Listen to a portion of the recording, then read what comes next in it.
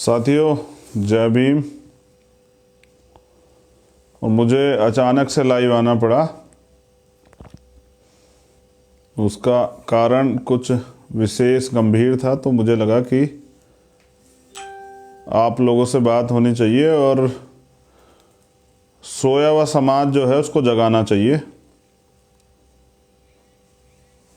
तो मुझे अपनी बात आपसे रखनी है। मैं उम्मीद करूंगा कि आप लोग सोए नहीं हैं, क्योंकि जिनकी बहनों के साथ जुल्म ज्यादती होती है या जो लोग सताए हुए लोग हैं, वो लोग सोते नहीं, वो जागते रहते हैं। जिनके साथ अत्याचार अन्याय हो रहा हो वो सोते नहीं हैं। और मैं भीम आर्मी के कार्यकर्ताओं का धन्यवाद भी करूंगा और उनसे ये भी आशा उम्मीद मैंने हमेशा की है कि वो समाज को परिवार समझें और जिसके परिवार में दुख हो, तकलीफ हो, वो सोता नहीं है। दिन में मैंने आपसे मदद मांगी थी कि आप मेरी इस आवाज़ को उठाने में मदद करें, क्योंकि शायद भारतीय मीडिया इसको ना दिखाए। अब मेरा एक बहुत विनम्र अनुरोध है और आपसे मेरी एक परेशानी जो मैं महसूस कर रहा हूँ वो आपसे शेयर करना चाहता हूँ और उस पर आपकी मदद भी चाहता हूँ क्योंकि मेरे पास तो मेरी ताकत जो है वो ना तो मेरे पास विधायक है ना एमपी हैं। मेरी ताकत तो आप ही हैं जो पूरे देश में दुनिया में रहते हैं और बाबा साहब अम्बेडकर और माननीय काशीराम साहब के मिशन पे काम करते हैं, जुल्म जाति के खिलाफ लड़ते हैं, संघर्ष करते हैं। तो मेरी तो सबसे बड़ी ताकत आप है। बहुजन समाज में जन्मे सभी संतों, गुरुओं, महापुरुषों को नमन करते हुए परम पूजनीय बोधिसत्व बाबा साहब अम्बेडकर, करुणा के सागर तथागत गौतम बुद्ध, संत शिरोमणि सतगुरु रविदास जी महाराज, भगवान वाल्मीकि महाराज, गुरु नानक देव, संत कबीर, गुरु घासीदास जी महाराज और जितने भी महापुरुष हुए हैं, क्योंकि मैं अपनी बात रखना चाहता हूँ, मैं माफ़ी चाहते हुए उनसे उनका नाम नहीं ले पाऊँगा क्योंकि मैं परेशानी में हूँ। और मैं उम्मीद करता हूँ कि आप मेरे दुख तकलीफ को समझेंगे।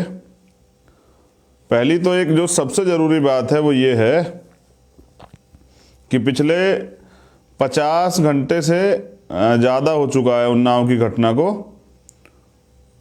और कोई ठोस कदम जो हैं अभी नहीं उठाए गए हैं।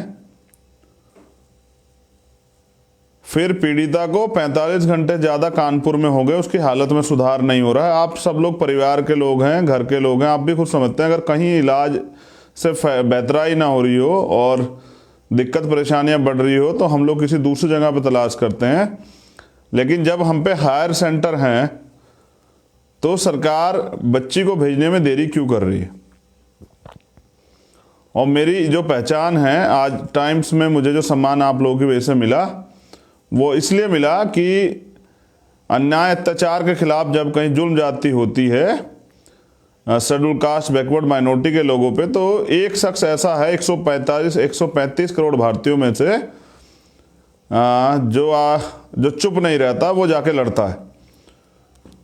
तो आज जो है, आज बड़े विकट हालात हैं। देखिए, हम लोग 2 दिन से पूर्ण रूप से निवेदन कर रहे हैं सरकार से कि वो पीड़िता को दिल्ली भेज दे। अभी एक महिला सांसद हैं प्रज्ञा ठाकुर, उनको भेजा गया है।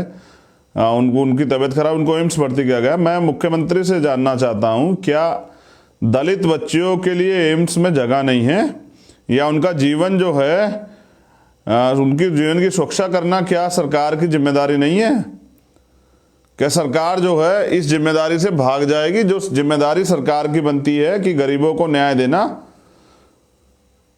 तो ये सरकार क्यों अपनी जिम्मेदारियों से भाग रही है और क्यों हमारी बहन को दिल्ली एम्स रेफर नहीं कर रही है? मुझे शक है कि कोई अनहोनी जो है होने की संभावनाएं हैं। कहीं ऐसा तो नहीं कि सरकार कुछ छिपा रही है? कहीं ऐसा तो नहीं कि जिस तरह से सुरक्षा घेरा बना गया कोई नहीं जा पा रहा है, तो ऐसा तो नहीं? क्या मुझे ये भी शक और संभावनाएं हैं, कहीं ऐसा तो नहीं कि हमारी बहन जिंदा है भी या नहीं है?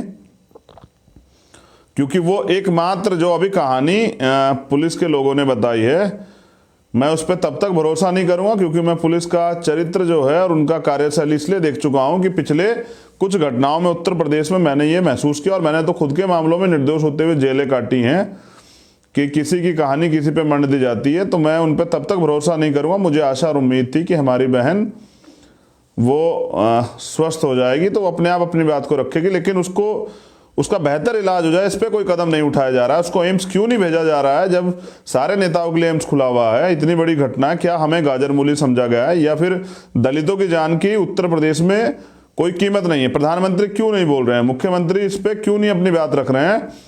मुख्यमंत्री क्यों नहीं गए पीड़िता से मिलने के लिए? जब वो सबके मुख्यमंत्री हैं तो वो क्यों नहीं गए हैं? मुझे कठिन शब्दों में कहना पड़ेगा कि मेरी एक पहचान है, वो नेता की नहीं है, आपके भाई की है, एक रक्षक की पहचान है। मैं उस पहचान की कीमत को समझता हूं। मैं सिर्फ 2 दिन से इसलिए चुप था कि सरकार कदम उठाएगी और सरकार हमारी बहन की सुरक्षा जो है उसकी जीवन रक्षा के लिए प्रयास करेगी।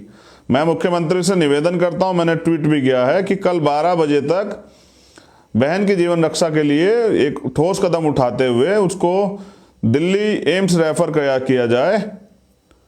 और अगर मुख्यमंत्री ये सोच बैठे हैं कि इनकी आवाज़ कोई नहीं उठाएगा, तो मुख्यमंत्री ये जान ले कि अभी हम लोग मरे नहीं हैं और हम अपनी बहनों के सम्मान के लिए किसी भी संघर्ष को तैयार हैं।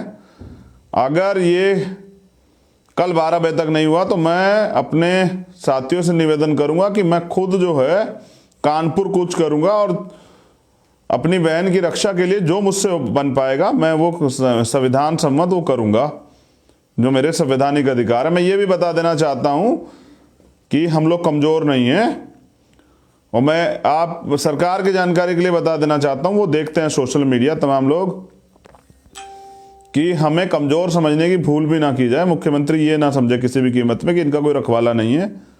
मेरी पहचान ही है, बहुत हो चुका है और मैं बहुत सब्र कर चुका हूं, क्योंकि हर बार जो है विपक्षी और विरोधी तमाम लोगों को ये मौका मिल जाता है कि भाई ये लोग हंगामा करते हैं, लेकिन मैं जानना चाहता हूं कि एक भाई करेगा क्या कदम उठाएगा जब उसकी बहन की रक्षा नहीं होगी। अपनी बहन की रक्षा के लिए पूरे देश में राखी बांधी जाती है, तमाम तरह के हिंदू धर्म के त्यौहार होते हैं, और मैं ये जानना चाहता हूं कि मुख्यमंत्री तो खुद जो है बच्चों की वो सेवा करते हैं, क्या इस बच्ची की जान कोई कीमत नहीं है क्या? जीवन रक्षा करने के लिए धागे की जरूरत नहीं होती राखी की, और सिर्फ वो भाई नहीं होता जो राखी बंधवाता है, वो भी भाई होता है जो बहनों के सम्मान के लिए लड़ता है। तो मैं पूरी जिम्मेदारी से कह रहा हूं कि कल 12 बजे तक अगर ठोस कदम नहीं उठाया गया और इस बीच में कोई दुर्घटना हमारी बहन के साथ घट जाती तो उसके लिए सरकार जिम्मेदार होगी, पूर्ण रूप से मुख्यमंत्री जिम्मेदार होंगे। और मैं तमाम कार्यकर्ता पदाधिकारियों को मैसेज भी देना चाहता हूं कि वो लोग कमर कस लें अपनी बहन की रक्षा के लिए, उसकी सुरक्षा के लिए, उसको न्याय दिलाने के लिए, जो हमारी पहचान है, यही हमारी राजनीति है और हम संघर्ष के लिए तैयार है। तो मैं खुद कानपुर कूच करूंगा और सरकार ये जान ले कि दुनिया की वो कोई ताकत नहीं है जो मुझे जाने से रोक दे। अगर मेरी हत्या ही हो जाएगी तो अलग बात है, बाकी मैं लड़ूंगा। और मैं आपसे एक और निवेदन करना चाहता हूं कि देखिए, मैं चमार कुल में पैदा जरूर हुआ हूं क्योंकि जातियां हमने नहीं बनाई हैं, लेकिन मैं शेड्यूल कास्ट की सभी जातियों से ये कहना चाहता हूं कि आप मेरे ऊपर भरोसा करें। जिन लोगों ने मुझे लड़ते हुए देखा वो जानते हैं मैं जातियों में भरोसा नहीं रखता हूं। जब कहीं अन्याय होगा तो मैं खड़ा रहूंगा। मैं हर उस शख्स से जो गांव में रहता है, देहात में रहता है, परेशान है, जिसके साथ जुम जाते हैं, उसको ही कहना चाहता हूं कि मैं उन रक्षक के रूप में, आपके बेटे भाई के रूप में, आपके बच्चे के रूप में हमेशा इस लड़ाई को लड़ने के लिए खड़ा हूं और खड़ा रहूंगा। आप ये ना समझें कि मैं किसी एक जाति या समाज के लिए लड़ूंगा, मगर मैं शेड्यूल कास्ट के लोगों को तो स्पेशल कहना चाहता हूं क्योंकि मैं यहाँ पैदा हुआ हूं। शेड्यूल कास्ट के सभी जाति के लोग अपना भाई, अपना बच्चा, अपना बेटा, अपना दोस्त मुझे समझें। माइनॉरिटी के लोग भी, बैकवर्ड के लोग भी, मैं समय आने पे जब भी कोई मुसीबत में होगा मैं लड़ूंगा। लेकिन मैं आज शेड्यूल कास्ट के लोगों से स्पेशल ये कह रहा हूँ, मुझे लगता है कि गांव देहात में उनको ऐसा लगता है कि हमारे यहाँ चंद्रशेखर नहीं आएंगे लड़ने, तो जहाँ अन्याय होगा बहनों के साथ, तो किसी जाति धर्म की हो, तो मैं वहाँ जाऊँगा लड़ने के लिए। और मैं कुछ बातें आती हैं कि भाई सभी घटनाओं पे नहीं आ जाते, तो जहाँ अन्याय होता है, जहाँ न्याय हो रहा है, सरकार कार्रवाई कर रही है, तो वहाँ कोई फायदा नहीं सरकार कार्रवाई करने दी जाए। लेकिन जहाँ अन्याय होगा, जो अब हो रहा है, सब पूरा देश मांग कर रहा है, विपक्ष मांग कर रहा है कि पीड़िता को भेज दो। 2 सरकारों ने कह दिया, दिल्ली की सरकार ने, महाराष्ट्र सरकार ने, कि हमारे यहाँ भेज दो, हम इलाज करा देंगे। क्यों डिसीजन नहीं लिया जा रहा है? क्या मैं जानना चाहता हूं कि हमारी बहन जिंदा भी है या नहीं। और मैं ये कहना चाहता हूं कि मुख्यमंत्री जान ले, हम लोग तैयार हैं। कल 12 बजे तक का समय आपका, उसके बाद हमारा। किसी भी कीमत पे हम अपनी बहन की जीवन की सुरक्षा के साथ समझौता नहीं करेंगे। और मैं सब्र नहीं कर पा रहा हूं, एक भाई होने के नाते अपनी बहन को दुख तकलीफ में नहीं देख पा रहा हूं, अपनी माँ के आंसुओं को नहीं देख पा रहा हूं, उस भाई को अकेले खड़े हुए परेशान सुरक्षा घेरे में टूटते हुए नहीं देख पा रहा हूं। मैं इसीलिए हूं, और मैं ये बता देना चाहता हूं, सरकार जान ले, मैं कोई नेता नहीं हूं, मैं कोई MP MLA नहीं हूं, मेरी सरकार नहीं है, मगर मैं इस समाज का बेटा हूं और मैं अपने जीवन का बलिदान भी समाज के लिए कर सकता हूं।